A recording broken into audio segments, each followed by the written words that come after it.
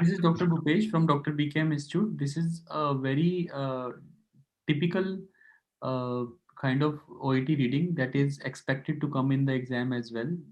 ऐसे पेपर में ऐसे ही क्वेश्चंस आते हैं, इसलिए मैं रिकॉर्ड कर रहा हूँ. मैंने क्वेश्चन अभी तक पढ़ा नहीं है, बट हाँ, I am telling you the questions like these come in the exam. So this is sample paper of somewhere, some from some other institute, but again we try to resolve the question paper. So Dr. BKM Institute is all about providing you the coaching, not the material at all. So we just provide you the coaching. So we have taken one of the questions from here. The 67-year-old men's, ये जो छोटा सा होता है post office लगना, यानी man की carbon monoxide poisoning. Sir please सभी म्यूट कर लेना, आप में से किसी के पेज की आवाज आ रही है शफल करने की. So please. The 67-year-old man's carbon monoxide poisoning was only successfully diagnosed as a result of.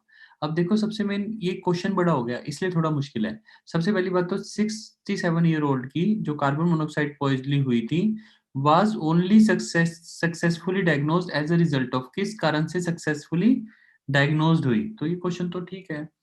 67-year-old man की carbon monoxide poisoning was only successfully diagnosed as a result of, किस कारण से हुई. कौन से उसमें पैराग्राफ में प्लीज. सर थर्ड में. Third paragraph. So we will keep the elimination method intact. Indeed, multiple reports have shown patients being discharged and returned to the very environment where exposure to CO took place.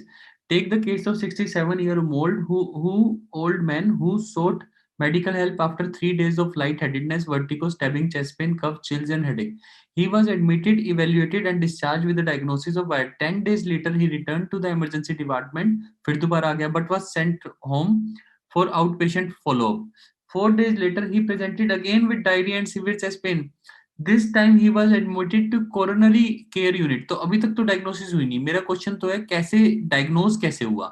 This time he was admitted to coronary care unit with acute myocardial infarction.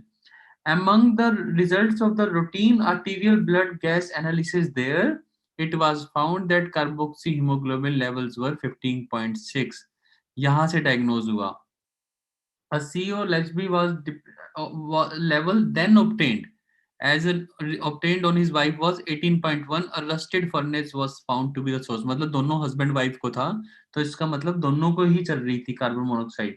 लेकिन ये इसने तो wife ने तो confirm किया है. उन्होंने question हमसे पूछा है कि सक्सेसफुली डायग्नोज कैसे हुई. Among the results of the routine arterial blood gas analysis there. तो आंसर तो ये होना चाहिए कि जो कोरोनरी यूनिट में टेस्ट करवाए गए उसमें डायग्नोज हुई, और यहाँ पे कंफर्म हो गया जब उसकी वाइफ को भी वो सेम चीज पाई गई. अब हम देखते हैं हमारे पास ऑप्शन क्या क्या दिए है, so that we can find the answer. मतलब लग रहा है it's a typical question. Let's see how do we go about it. ऐसे ही क्वेश्चन आएंगे ओईटी में. The same kind of question is expected in OET. The 67 carbon monoxide was expected, और इसके बाद दोबारा क्वेश्चन पढ़ना है एक बार वापस आके पेपर में. एक बार क्वेश्चन पढ़ के जाना है, पैराग्राफ को पढ़ना है, फिर वापस क्वेश्चन पढ़ना है. The 67-year-old man carbon was only successful as a result of attending an outpatient clinic. नहीं. His wife being similarly affected. हाँ. Undergoing test as an in patient.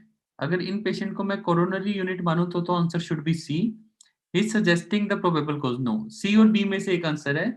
मेरे हिसाब से इन पेशेंट, अगर कोरोनरी यूनिट को इन पेशेंट मानूं एज एन की वो एडमिटेड था, तो मैं इसका आंसर सी करूंगा. अदरवाइज आंसर बी भी दे सकता है, पर मेरे हिसाब से सी ज्यादा अच्छा है, क्योंकि वाइफ ने तो कंफर्मेशन की है. हिज वाइफ बीइंग सिमिलरली तो was only diagnosed as the result of undergoing test as an inpatient. C होना चाहिए मैम आंसर, पर बी भी दे सी सकते. आंसर ही है.